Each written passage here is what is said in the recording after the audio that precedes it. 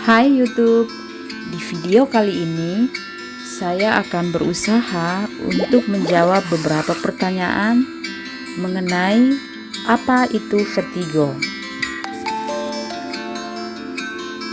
Dari beberapa sumber sudah saya simpulkan secara singkat dan mudah-mudahan dapat dipahami ya. Vertigo merupakan sekumpulan gejala atau sindrom akibat dari gangguan pada alat keseimbangan tubuh. Kata vertigo itu sendiri berarti memutar, sehingga vertigo dapat diartikan sebagai sensasi atau rasa gerak tubuh berputar tanpa gerakan berputar, jadi hanya sebuah ilusi bergerak.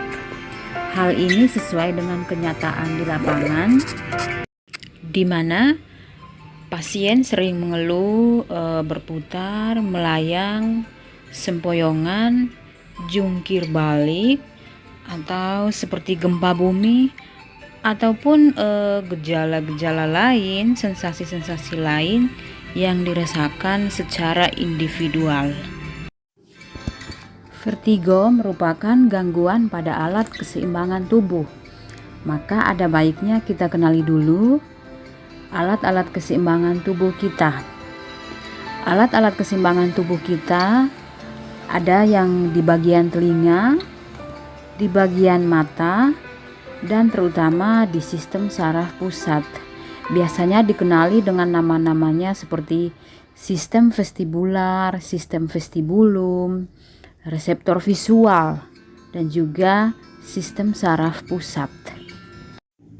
Penyebab vertigo dikaitkan dengan rangsangan atau kelainan yang mendasarinya. Penyebab yang pertama adalah rangsangan fisiologis, seperti mabuk gerakan, gerak kendaraan, atau berputar posisi. Misalnya seperti seorang yang naik roller coaster atau orang yang melakukan gerakan melingkari atau berputar mengelilingi sesuatu objek. Penyebab yang kedua adalah rangsangan atau kelainan patologis pada alat keseimbangan tubuh, misalnya pada vestibular perifer, biasanya disebut dengan vertigo BPPV. Kalau gangguan atau kelainannya pada vestibular sentral, itu seperti tumor, radang otak, epilepsi, dan lainnya. Itu bisa menyebabkan seseorang mengalami vertigo. Fisiologis alat keseimbangan tubuh manusia memerlukan suatu informasi posisi tubuh terhadap lingkungan dan informasi gerakan agar dapat beradaptasi dengan perubahan gerakan di lingkungan. Informasi ini diperoleh dari alat keseimbangan tubuh yang saling berhubungan. Informasi gerakan dihantarkan dalam bentuk impuls melalui tahap transduksi, transmisi, dan modulasi. Jika ada kelainan atau gangguan pada tahap lintasan informasi impuls tersebut, maka proses adaptasi normal tidak akan terjadi, sehingga menimbulkan gangguan keseimbangan yang mengakibatkan ketidakcocokan antara posisi tubuh sebenarnya dengan apa yang dipersepsikan oleh sistem saraf pusat. Kondisi inilah yang akhirnya menyebabkan vertigo. Ada beberapa teori yang menjelaskan terjadinya vertigo. Yang pertama, teori overstimulation. Teori ini berasumsi bahwa rangsangan yang berlebihan pada alat keseimbangan tubuh menyebabkan gangguan fungsi. Contohnya seperti seseorang melakukan gerakan berputar mengitari sebuah objek. Teori yang kedua adalah teori konflik sensoris. Teori ini berasumsi bahwa vertigo terjadi karena ketidakcocokan impuls sensorik yang dihantarkan oleh alat keseimbangan tubuh atau reseptor keseimbangan.